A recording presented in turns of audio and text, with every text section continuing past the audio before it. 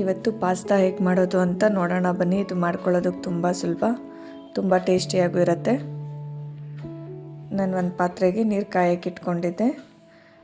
ಇದಕ್ಕೇ ಉಪ್ಪು ಮತ್ತು 1 ಸ್ಪೂನು ಎಣ್ಣೆನೂ ಹಾಕ್ಕೊಂಡಿದ್ದೆ. ಈಗ ನೋಡಿ ಕಾಯ್ತಾ ಇದೆ ನೀರು, ಅದಕ್ಕೇ ಪಾಸ್ತಾನ ಸೇರಿಸ್ಕೊತಾ ಇದ್ದೀನಿ.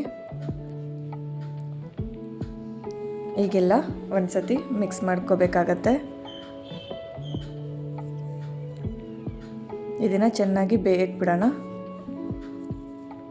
ನೋಡಿ, ಇದು ಚೆನ್ನಾಗಿ ಒಂದು 10 ನಿಮಿಷಗಳ ಕಾಲ ಬೇಯಿಸ್ಕೊಂಡಿದ್ದೀನಿ. ಪಾಸ್ತಾ ಈಗ ಬೆಂದಿದೆಯೋ ಇಲ್ವೋ ಅಂತ ನೋಡ್ಕೊಳ್ಳೋಣ. ನೋಡಿ, ಇದು ಬೆಂದಿದೆ. ಈಗ ಇದನ್ನು ನೀರೆಲ್ಲ ಬಗ್ಗಿಸ್ಕೊಂಡು ತಗೊಳ್ಳೋಣ. ಪಾಸ್ತಾ ಮಾತ್ರ ಒಂದು ಬಾಣಲಿನ ಕಾಯಕ್ಕೆ ಇಟ್ಕೊಂಡಿದ್ದೆ, ಅದಕ್ಕೇ ಈಗ ನಾನು ಎಣ್ಣೆನ ಸೇರಿಸ್ಕೊತಾ ಇದ್ದೀನಿ.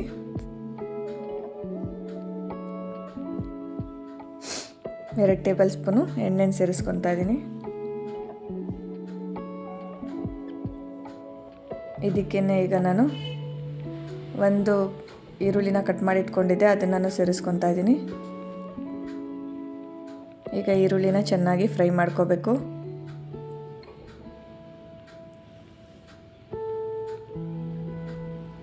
ಒಂದು ನಿಮಿಷಗಳ ಕಾಲ ಹುರ್ಕೊಂಡ್ರೆ ಸಾಕಾಗತ್ತೆ ಈರುಳ್ಳಿ.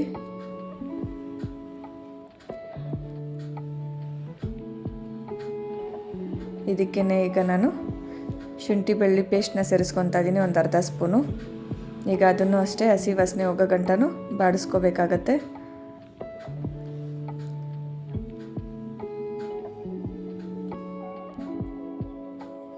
ಇದನ್ನು ಅಷ್ಟೇ 1 ನಿಮಿಷಗಳ ಕಾಲ ಹುರ್ಕೋಬೇಕು. ಈಗ ಎರಡು ಟೊಮೊಟೊನ ರುಬ್ಬಿ ಇಟ್ಕೊಂಡಿದ್ದೆ, ಅದನ್ನು ಸೇರಿಸ್ಕೊತಾ ಇದ್ದೀನಿ. ಈಗ ಇದನ್ನು ಚೆನ್ನಾಗಿ ಫ್ರೈ ಮಾಡ್ಕೋಬೇಕು ಎಣ್ಣೆಯಲ್ಲಿ. ಅದರಲ್ಲಿರೋ ಹಸಿ ವಾಸನೆ ಬಿಡೋ ಗಂಟನೂ ಫ್ರೈ ಮಾಡ್ಕೋಬೇಕು. ನೋಡಿ, ಇದು ಹಸಿ ವಾಸನೆ ಬಿಟ್ಟು ಎಣ್ಣೆ ಎಲ್ಲ ಮೇಲೆ ತೇಲ್ತಾ ಇದೆ. ಈ ಟೈಮಲ್ಲಿ ನಾನು ಅರಿಶಿನ ಪುಡಿನ ಸೇರಿಸ್ಕೊತಾ ಇದ್ದೀನಿ, ಒಂದು 1/4 ಸ್ಪೂನು.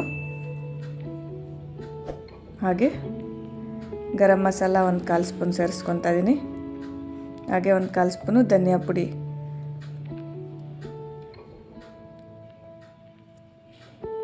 ಇಲ್ಲಿ ಚಿಲ್ಲಿ ಪೇಸ್ಟ್ನ ಯೂಸ್ ಮಾಡ್ತಾ ಇದ್ದೀನಿ, ಒಣಮೆಣ್ಸಿನ್ಕಾಯಿ ಪೇಸ್ಟ್ನ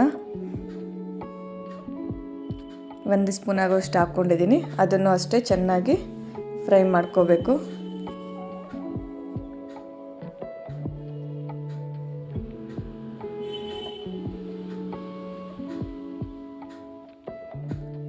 ನೋಡಿ, ಈ ಥರ ಹುರ್ಕೋಬೇಕು ಚೆನ್ನಾಗಿ. ಎಣ್ಣೆಯಲ್ಲೇ ಫ್ರೈ ಮಾಡಿಕೊಂಡ್ರೆ ಅದರಲ್ಲಿರೋ ಹಸಿ ವಾಸನೆ ಎಲ್ಲ ಹೋಗಿರುತ್ತೆ.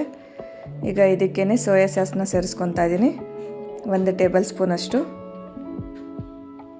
ಹಾಗೆ ಟೊಮೊಟೊ ಸಾಸ್ನೂ ಸೇರಿಸ್ಕೊತೀನಿ, ಅದು 1 ಸ್ಪೂನ್ ಅಷ್ಟು ಸೇರಿಸ್ಕೊತಾ ಇದ್ದೀನಿ.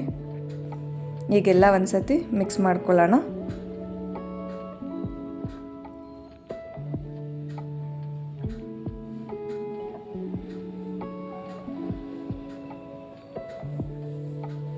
ನೋಡಿ, ಈ ಥರ ಮಿಕ್ಸ್ ಮಾಡ್ಕೋಬೇಕು. ಇದಕ್ಕೇ ನಾನೀಗ ರುಚಿಗೆ ತಕ್ಕಷ್ಟು ಉಪ್ಪನ್ನ ಸೇರಿಸ್ಕೊತಾ ಇದ್ದೀನಿ. ಈಗೆಲ್ಲ ಒಂದು ಸತಿ ಕಲಿಸ್ಕೊಳ್ಳೋಣ.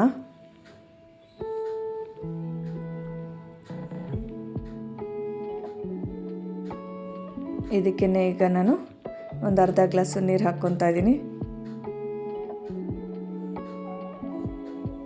ಈಗೆಲ್ಲ ಮಿಕ್ಸ್ ಮಾಡಿಕೊಂಡು 1 ನಿಮಿಷಗಳ ಕಾಲ ಬೇಯಿಸ್ಕೊಳ್ಳೋಣ.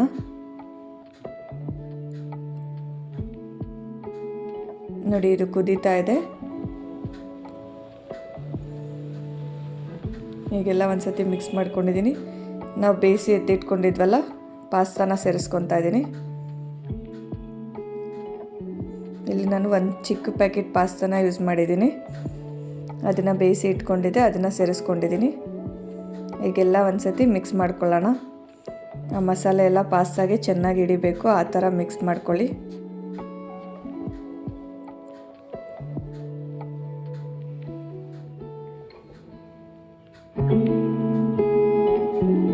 ನೋಡಿ, ಈ ಥರ ಮಿಕ್ಸ್ ಮಾಡ್ಕೋಬೇಕು. ಆ ಮಸಾಲೆ ಎಲ್ಲ ಪಾಸ್ತಾಗೆ ಚೆನ್ನಾಗಿ ಹಿಡಿತಾ ಇದೆ.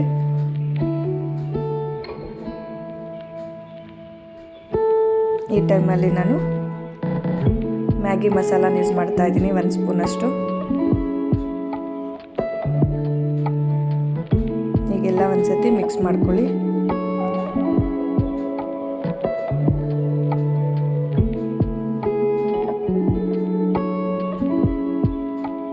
ಇದು ತುಂಬ ಈಸಿ ಮಾಡ್ಕೊಳ್ಳೋದಕ್ಕೆ, ತುಂಬ ಟೇಸ್ಟಿಯಾಗಿರುತ್ತೆ, ಈಸಿಯಾಗಿ ಮಾಡ್ಕೋಬೋದು.